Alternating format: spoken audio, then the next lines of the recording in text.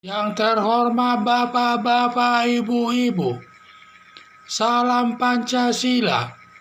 Bapak-bapak, Ibu-ibu yang melihat video saya ini, tolong jangan lupa subscribe, like, dan di-share.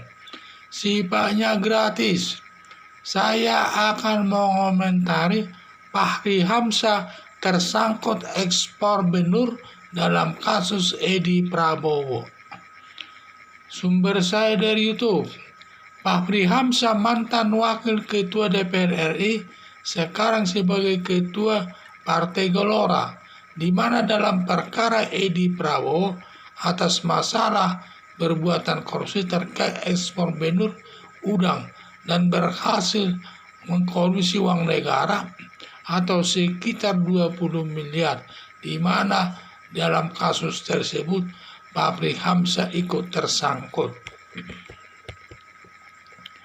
Dalam perkara Edi Prabowo dalam kasus korupsi, pada saat disidangkan perkaranya di Pengadilan Negeri, dalam persidangan perkara Edi Prabowo berdasarkan keterangan tersangka Edi Prabowo dan keterangan para saksi-saksi bahwa Fachri Hamzah tersangkut ekspor benur tersebut, bahwa Fachri Hamzah mengakui perbuatannya, menyatakan siap dijadikan tersangka dalam kasus ekspor benur udang tersebut. Hanya saja permintaannya diberi kesempatan untuk menyusun pembelaan atas dirinya.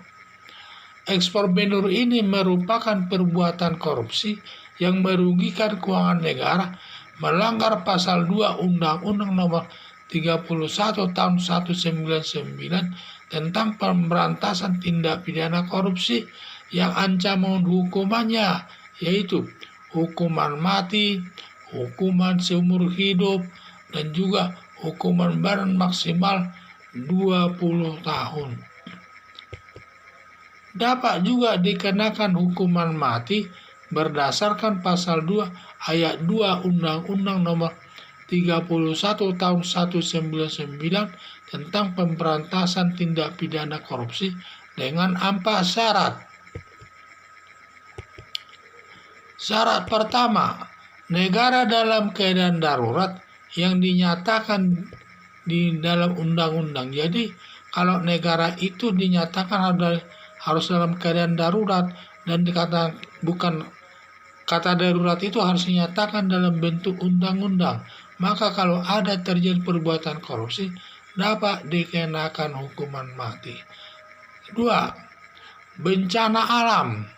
Bencana alam ini dapat berupa gunung meletus dan juga tsunami, banjir bandang, dan juga virus corona, dan juga yang sifatnya bencana alam lah ya. Sehingga kalau terjadi perbuatan korupsi pada saat itu dapat dikenakan hukuman mati. Karena bentuk bencana alam ini bentuknya banyak, gunung meletus, gempa bumi, dan lain-lain sebagainya. Baru 3, mengulangi perbuatan korupsi. Maksudnya mengulangi perbuatan korupsi. Seseorang sudah pernah melakukan perbuatan korupsi dan sudah diputus hakim dan sudah selesai menjalani hukumannya. Sebelum lewat 5 tahun selesai menjalani hukumannya tersebut, terdakwa orang tersebut melakukan perbuatan korupsi lagi. Ini namanya mengulangi perbuatan korupsi, sehingga orang tersebut bisa dikenakan hukuman mati. Jadi banyak bentuknya. Ada juga 4, adanya negara dalam keadaan resesi keuangan atau resesi ekonomi.